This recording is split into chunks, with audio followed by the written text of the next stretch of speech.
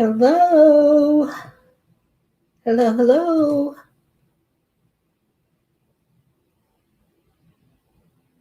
Looking for you, Dr. Canary.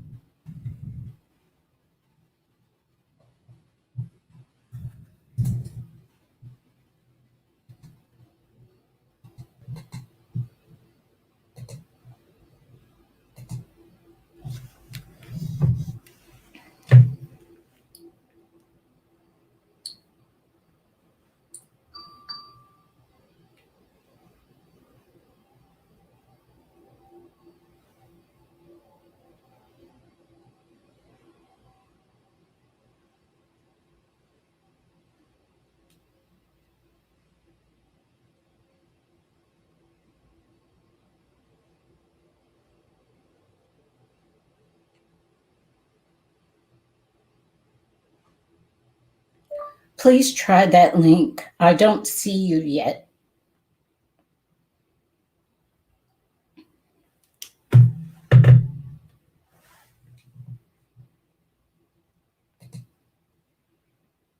Woo. This is fun.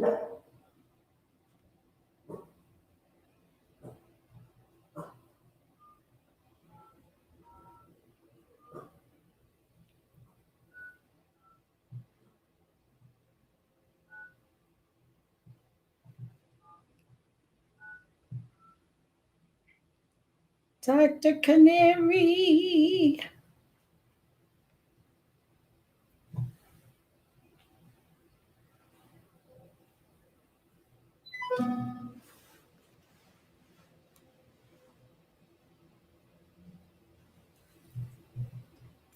Having fun with technology right now.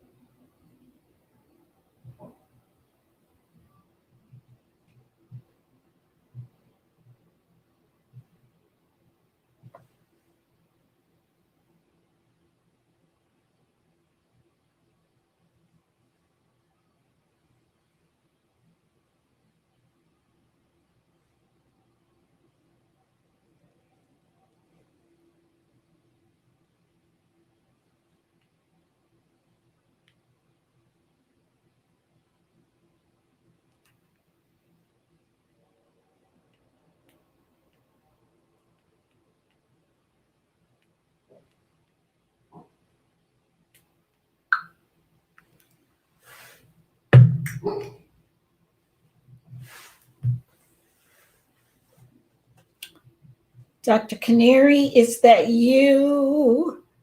I'm still trying to get her on. Oh, thank you, technology.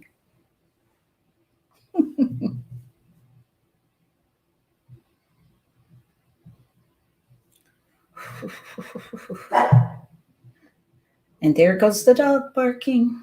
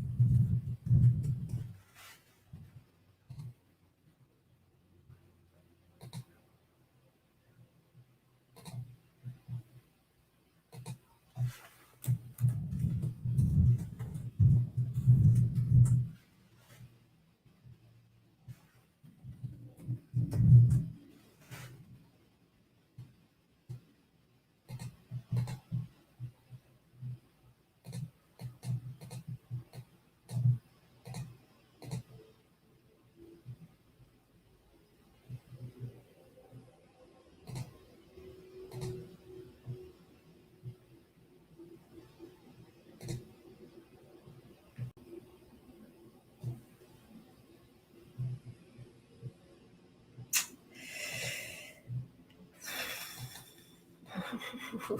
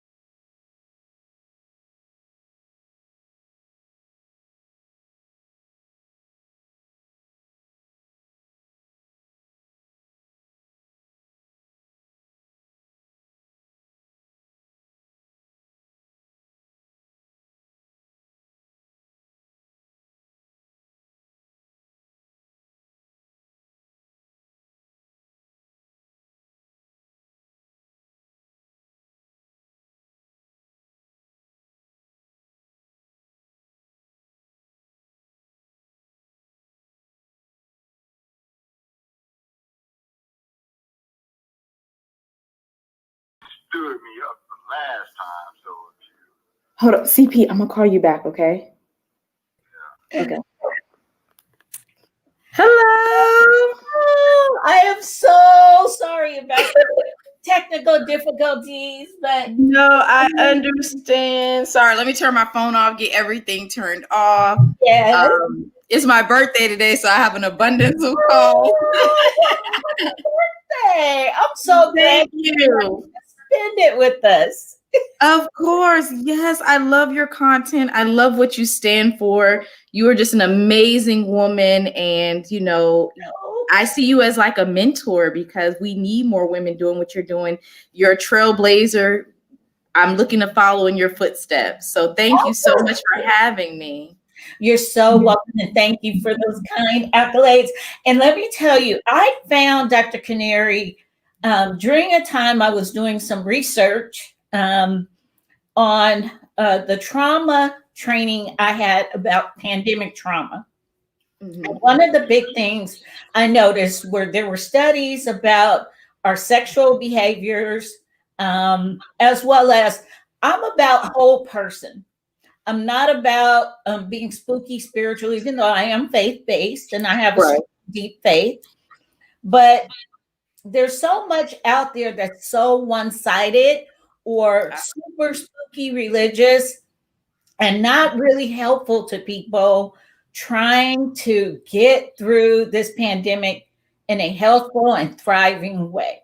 Right. That's why I created this show, because I just had stuff to say. I didn't see out there the information I'm trying to share with the people that listen to this broadcast. Mm-hmm. There's just not a lot of people out there putting this information. And earlier Absolutely. this year, Dr. Canary, I went through a broadcast training because I'm a TBI survivor. I have Okay. imminent tremors and I did not want to be on TV. Right. I'm good with writing, and I did a whole series of articles and things, and I'm writing books and ebooks. I'm really good with that. But I felt called to come to the forefront and start speaking and delivering messages to people to help them not just cope, but to get their whole person through this pandemic. Right. So today, my guest, Dr. Nat, and pronounce your name for me. Natalia. It's okay. Everyone calls me Natalie, Natasha. I've heard it all. It's Natalia. What a beautiful name. Thank you. I wanted you to come on today so we could have some conversations. And I've already asked my listeners, this probably isn't the conversation for the kiddos.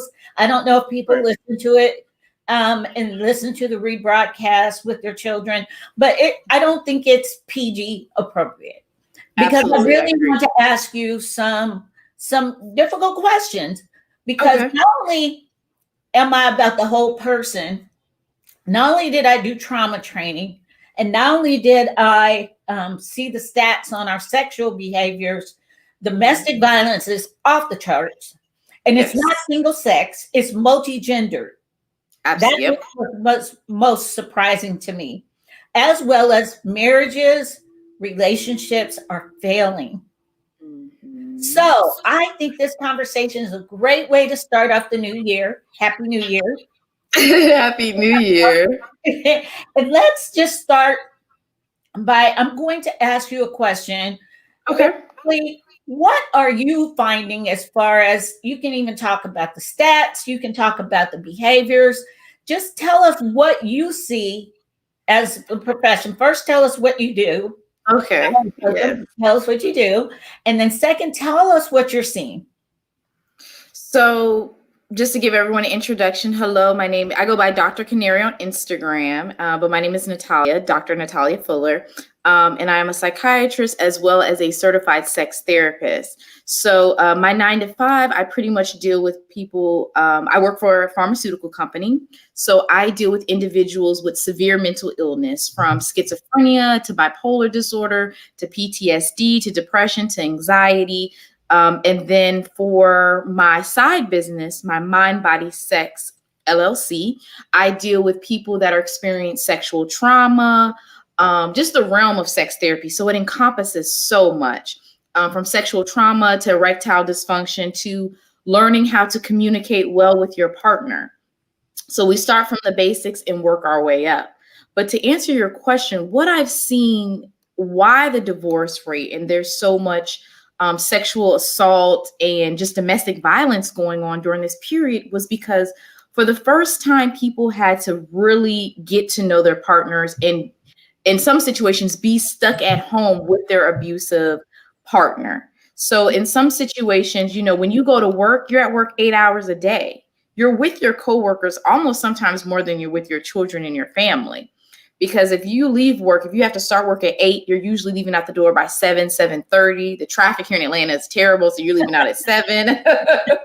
It's bad in Dallas too. Right. And then by the time you get home, if you're off at 5, you're usually not getting home till 6, and you're trying to rush to cook dinner. So I think what it really showed that some people have issues and that people do not know how to cope with their trauma, with their problem, with whatever issue that they're having with themselves. Because if you're being violent in your relationship, there are some deep psychological issues that you have within yourself. How you were raised, how you saw your parents functioning with their relationship.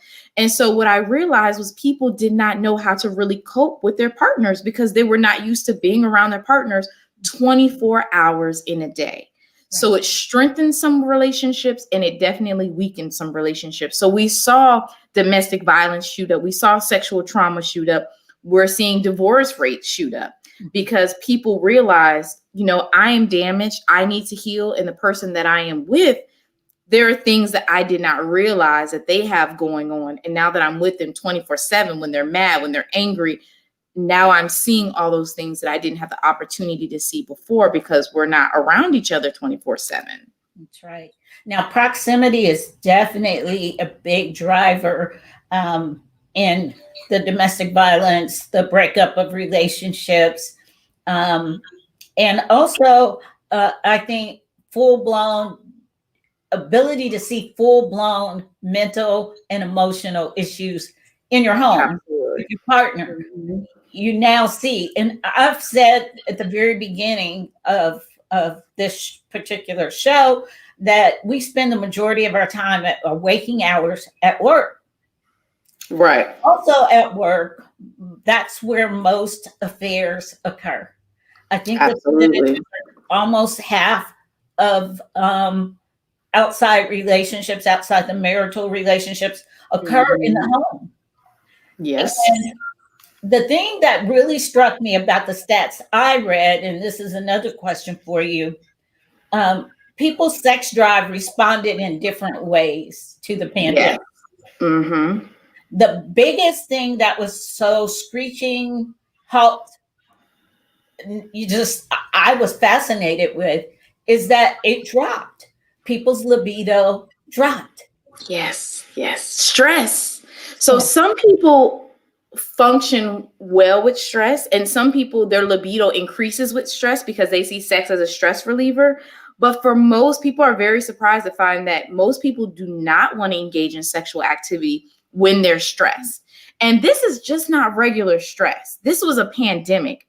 I've never in my lifetime, or in most people's lifetimes, have went through a whole pandemic where the world stopped. It literally stopped. You could not do anything. And that affected people's livelihoods. And I think that's one factor that I tell people in counseling, like, what we went through was not normal. So how you're coping with it, you kind of have to shift because people's businesses, decline. People lost their houses. I mean, it was just so much going on at one point. So you're going to see that sexual activity definitely decrease because that was the last thing on people's minds when they were stressed. And I think that's another reason why, because people did not know how to cope with that level of stress, that you saw the divorce rates go up because the kids were affected. The kids are now in the home. Some parents really don't know how to really help their children with their education. Like, they feel like that's the teacher's job. So now that you're really having to help your child with their homework, you're having to do, make sure the child does X, Y, and Z. You're still having to cook. You still have your wifely duties, taking care of your husband. I mean, it was really a disaster for a lot of people, and they realized that they did not have the coping skills that they needed. That is so important to note, because I've said the real pandemic is people's damaged mental and emotional health. Right. And we're not dealing with that as a country. It's the elephant in the room. And it's more important now. Right now, we're talking about elections, which is another stress. Yes. Besides the economics, we have the election. Then we have, like you said, the financial ramifications of losing your business, losing your home, losing your identity by losing your job where you spend the majority of your waking hours. So our expectations, though, didn't change. That was the thing. I think when you talk about coping, people still expected normal behaviors from the mom, from the father. Yep. Becoming a teacher without even knowing I tutor in schools every Wednesday. I tutor reading in an elementary school. I have for the last 4 years. I do that as in memory or in honor of my mom. Oh, So I know the lack of reading and teaching that goes on in most homes. right. So of course libido suffered. But when Yes. we talk about not knowing how to cope, let's identify that for people, because again, I'm all about achievement and application. So when Right. we say you're not coping well, what could be some of the things you need to look for your inability or ability to cope Mhm. with what's going on? So, one thing I always like to mention to people about triggers. I think that a lot of people don't know their triggers, and that has to help you with coping. So, before you even decide what your coping mechanism is, you have to know what your triggers are. You have to know when you're feeling overwhelmed. And I think for a lot of people, they really don't realize when they're feeling overwhelmed, when they're feeling stressful. So, that's the first thing. And your body is going to show you signs and symptoms. Mm, You're either going to constantly either maybe get headaches, you're either not going to eat as much, your appetite is going to decrease, or it could possibly increase. mm, You're going to feel that level of anxiety. And most people do typically know when they're anxious, but they don't know why.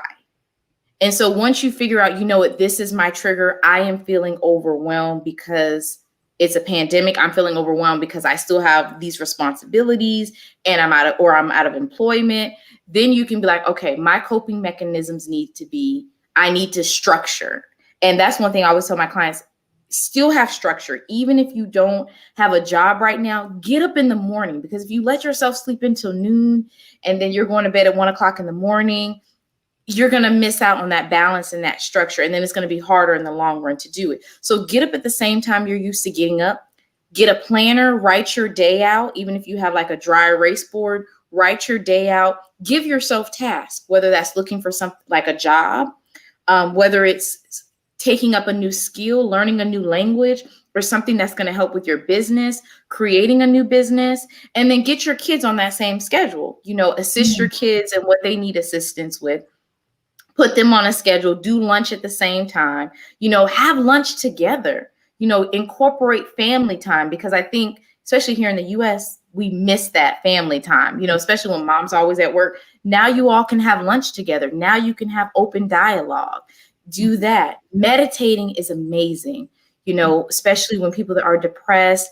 You can still be out in nature. So I tell people, take walks with your family. Parks are free if there's a park nearby, if there's a zoo nearby. Do the things that you didn't have time to do before. Free activities. You can go on Pinterest. There's a ton of free activities at the list. But the Yes. park is always one of my favorites, just taking a walk.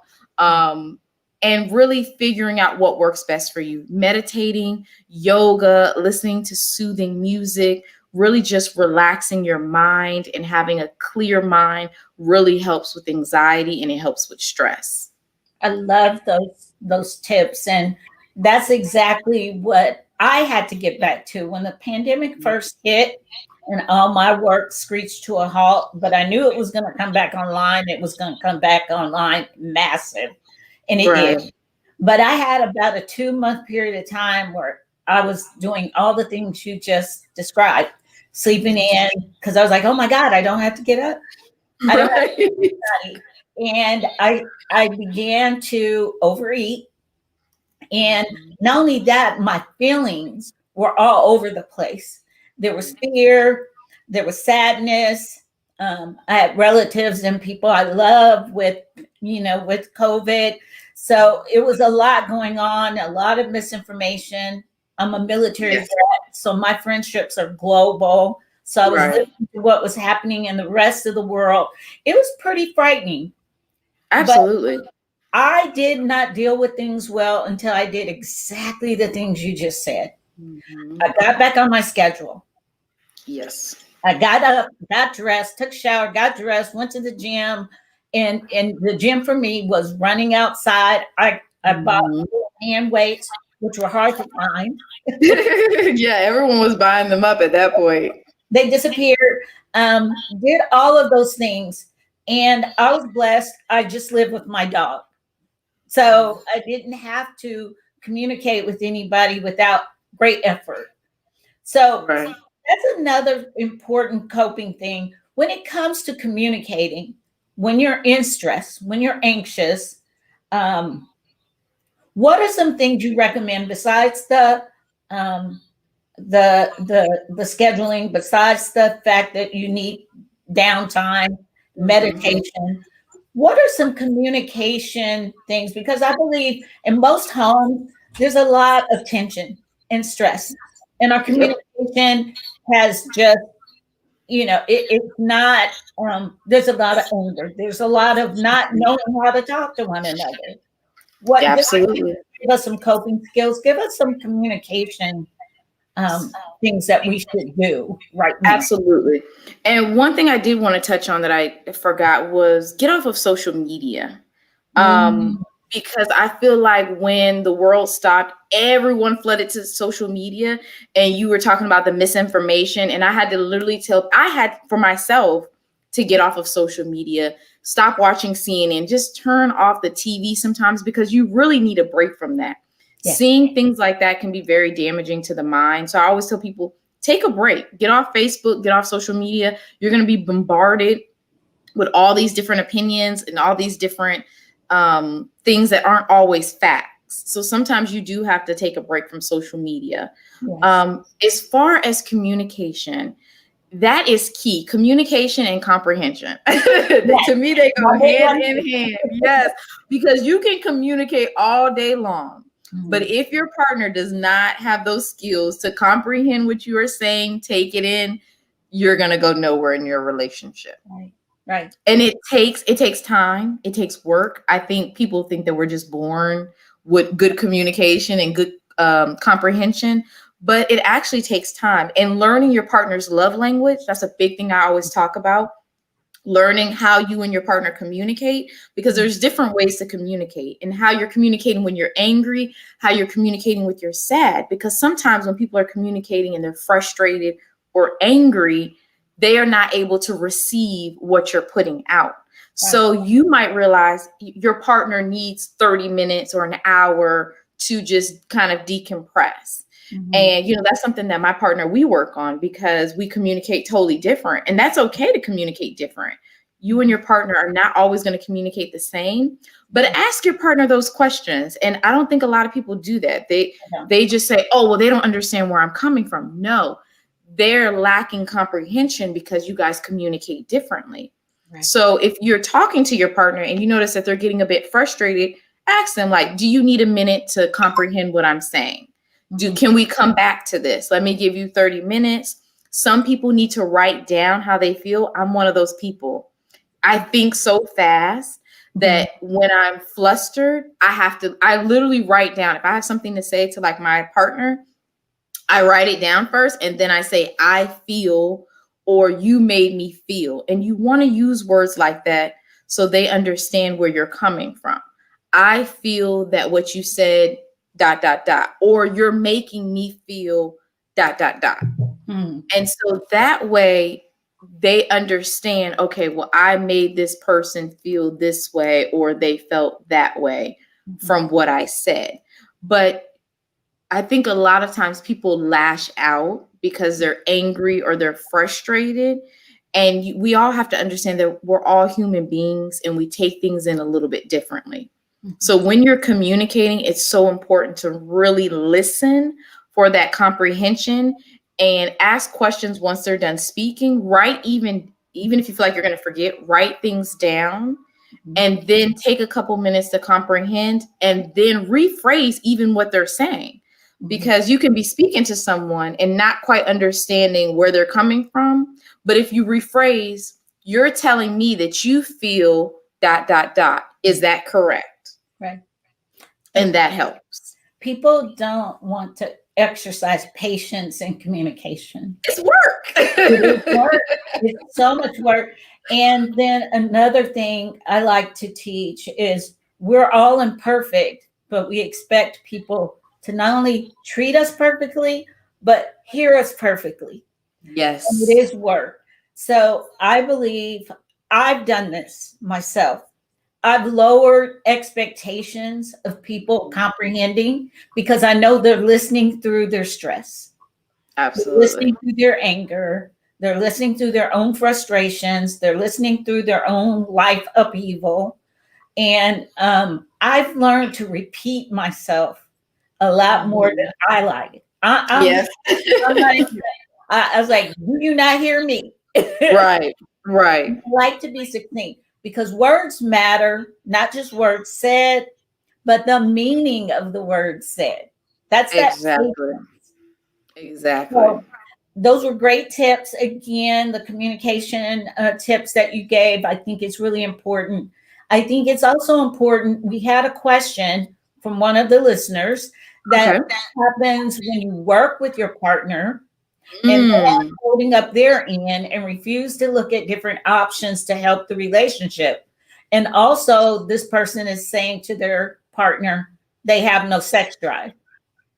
And I Ooh. think communication is huge with sex drive because you communicate what you want all day long. And there's Yes. no reason to think somebody's gonna, let's get it on when all day Yes. long your communication has been, I don't have time for you, you're not important, I'm doing my own thing. But oh, when we get into bed, let's get it on. Can you Right.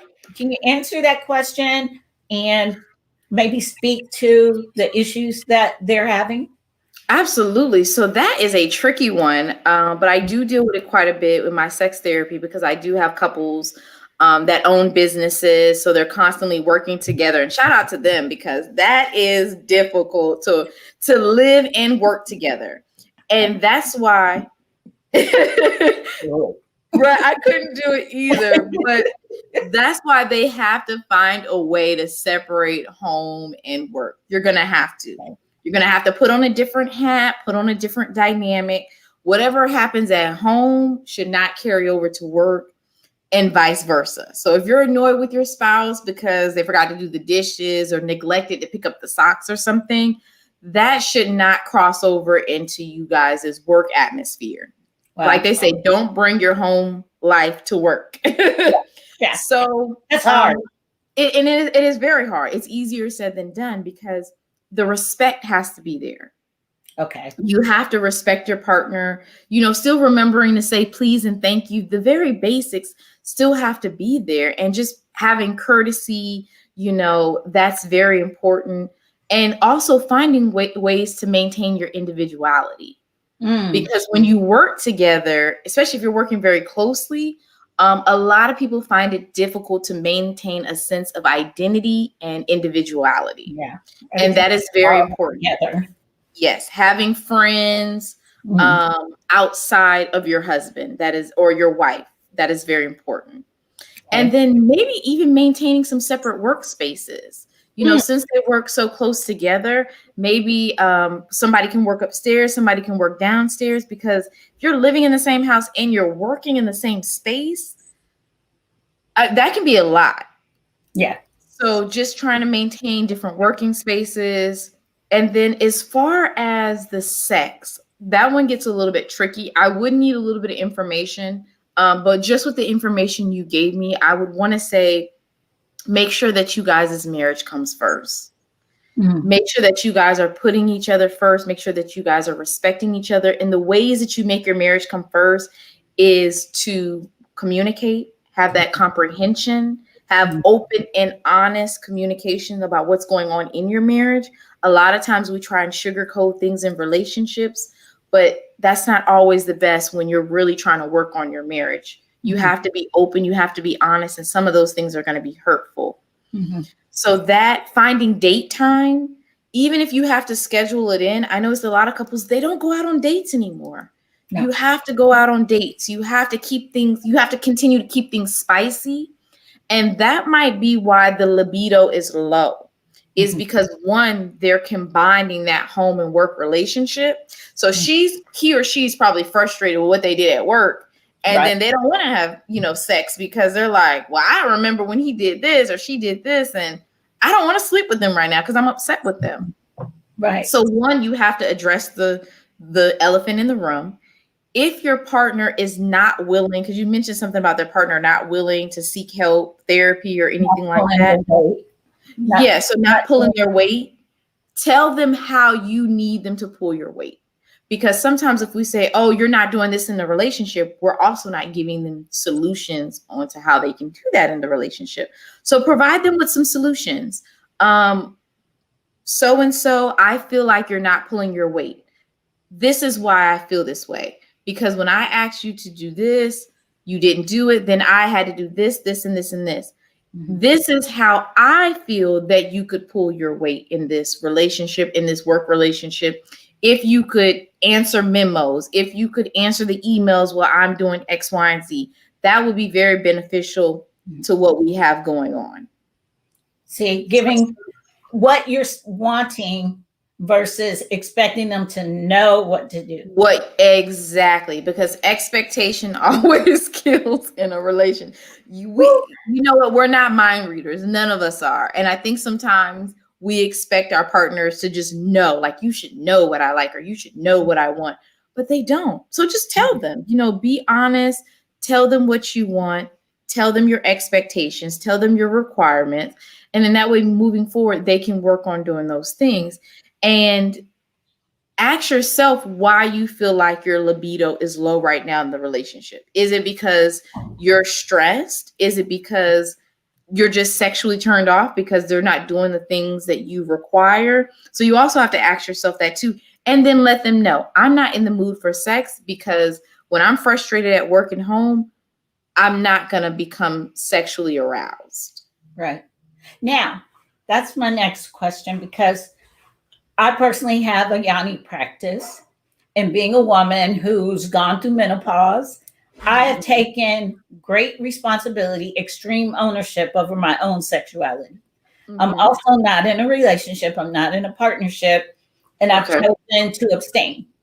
Because it's just recreational sex is not appealing to me. Right. So, but I still realize I'm a sensual being and I have needs. Absolutely. And I'm responsible for my sexuality.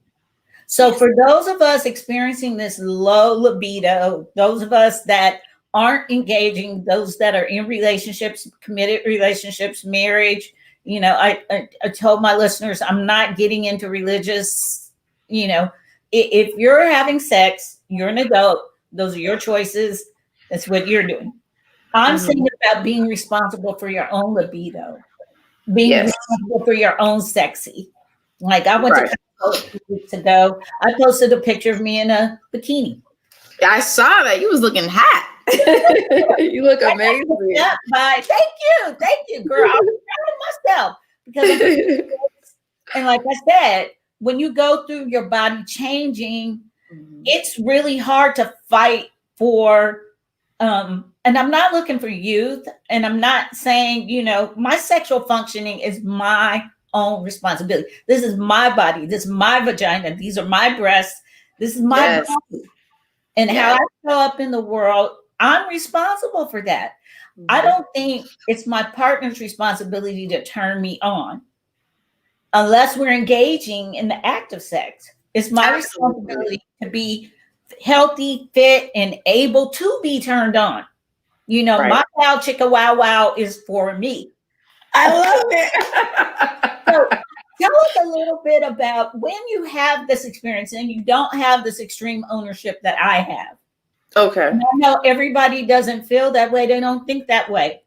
And I know a lot of women have numb vaginas. They don't feel anything down there unless they're giving it away. I feel my body is my body. Right. So talk to us a little bit about what I just said. I know it's a lot, but I think that's an important conversation to have about your own responsibility for your sexuality. How can that apply to people that are listening? So for one, figuring out the causes of low libido.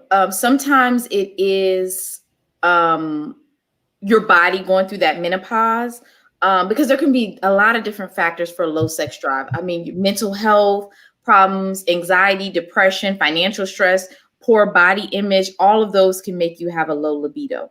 Now, some people, to help with their sexual desire, we do recommend putting them on medication. But I tell people all the time, because I'm a little bit more into like holistic. Yes. Even though I'm a psychiatrist, so I know people are like, wait, what? You prescribe medication for a living? But a lot of times I try not to. I want to go to the natural methods first to boost people's libido. So the first thing I tell people is, why are you having low libido? Are you managing your anxiety? What levels of anxiety are you having? Why are you having these anxiety? Is it because what's going on? Is it work related? Are you practicing good hygiene, sleep hygiene, excuse me? Are you practicing good sleep hygiene? Are you getting enough hours of rest? Are you doing things that you like in life? Because when you're happy within and you're happy with your body and you have confidence, your libido is going to skyrocket. Yes. Are you exercising regularly, especially when you're older? I'm 33, and even now my body at 30 is different than I was when I'm 25. Keep living, girl. So, I'm looking at my diet, working to improve my relationships. If you are in a relationship with someone, are you truly happy in that relationship? Are you in that relationship because you're lonely? And then speaking to a therapist, if you notice that your libido is not hormonal, because sometimes it can be hormonal. Some women, when they get on their menstruals, their libido skyrockets. Some of them, it decreases. And some women, even during menopause, because women, we technically don't hit our sexual peak, they say, to about 40. 50. Yeah, 40, 50. Yes. That's when we're hitting our sexual peak. Yes. So if you're not hitting your sexual peak, what's going on? Is it hormonal? You find out it's not hormonal. Okay, then it's other things. And it might be a mental thing. So improve your relationship quality. If you're single, go out on dates if that's what you want. If you want to practice abstinence, that's completely fine too. Become one with yourself. And when I say become one with yourself, figure out during that period what you like. Do you like dildos? Please yourself emotionally, physically, feed your body, get into erotic behavior, such as maybe just reading. It doesn't always have to, I think everyone, when they think about intimacy and sex, they think that it has to be with another person, but you can have intimacy with yourself. Yes. So are you pleasuring yourself? Are you reading those books, that are out there, setting time for yourself and getting to know yourself, focusing on foreplay? I think those are pretty much it. That's really good. I actually did sensual dance, and that's very easy to do for anyone. This is male, female, and it's all about that mind-body connection. We are spiritual beings, but we're in this earth suit. And spooky spiritual people, they're like, oh, you're not supposed to have sexual desires if you're not married. Well, that's dysfunction. Right. Number two, how you express that does not always have to be intercourse. And intimacy to me is into me, you see. I just into myself, like you said, knowing what turns you on. What do you like? I like dance. I'm auditory. I like music. I like candles. I like a mood. I like a mood. I like being romanced. Yeah. And that's the thing. If you're not in a relationship, you can romance yourself until you feel comfortable being in a relationship. And that's why I tell people, have dates with yourself. Take yourself out to dinner. Have a candlelight dinner. Even a bubble bath is a form of intimacy. Cooking is a form of intimacy. And that, I think, especially as young women from my generation, we look for all those things for a man to provide us with, which there's nothing wrong with. But do it yourself in the meantime. So that way you're not looking for love in the wrong places, because you are 100% pleased with yourself and what you have to offer. Right. And I believe being responsible for your own sexuality is such a gift to give to your spouse, because then you come together and you're whole, you're not half or even not even functioning there, and you expect that person to turn you on. You expect that person to teach you about your own body, and that's not true. That's a key thing you said right there. Yes. Yes. Take ownership of your own sexuality. I love that. And I wish we had more time. We're over time, but we started because of the technical. Dr. Fuller, thank you so You much. are most welcome. Thank you, Dr. Carr. I appreciate it. It's been an amazing talk today. So I definitely appreciate for you having me on. And I will have you on again because we need to Yes. continue this conversation. I think the things that you said, once the replay gets viewed, people are going to have even more questions. So, how can people reach out to you? Tell us about your social media so people can follow you. Absolutely. So you can follow me on my personal IG is Dr.Canary, Canary, like the bird. There's a story behind that why I did Dr. Canary, but I'll tell you guys about that later. And then my business page, if you want to learn about sexuality, if you want to learn about maybe sexual trauma and how to overcome certain things like that, if you, even for the fellas, if you have erectile dysfunction, I talk about all of those things on my business page, mind.body.sex.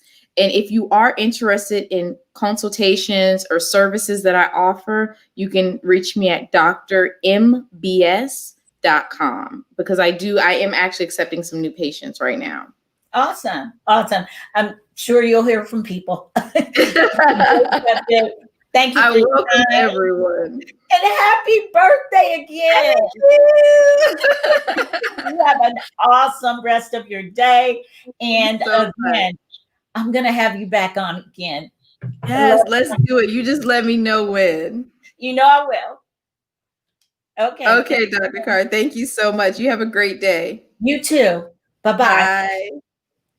Okay, listeners, I am getting ready to sign off. I don't feel like we had the whole conversation, but it is what it is.